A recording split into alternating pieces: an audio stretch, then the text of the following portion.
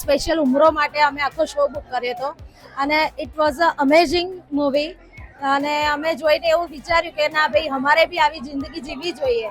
Nice movie. લાઈફમાં એક time આવું સાહસ કરવું જોઈએ. વન્ડરફુલ મૂવી, દરેક ફિમેલે જોવા જેવી. બહુ જ સરસ મૂવી હતું. આ મૂવી બહુ સરસ હતું, અમને મજા આવી ગઈ મૂવીમાં. ખૂબ સરસ ફિલ્મ છે. દરેક વ્યક્તિએ અને ખાસ કરીને લેડીઝો જોવી જ જોઈએ એવી ફિલ્મ છે. આ જોઈને અમને લાગ્યું અમે બી એક વ્યક્તિ છે અને અમને બી એક પાખો મળે. આ મૂવી જોઈને અમને પણ અમારા સપના પૂરા કરવાની ખૂબ હોશ જાગી છે. Thank you for making this movie. Good movie, good message.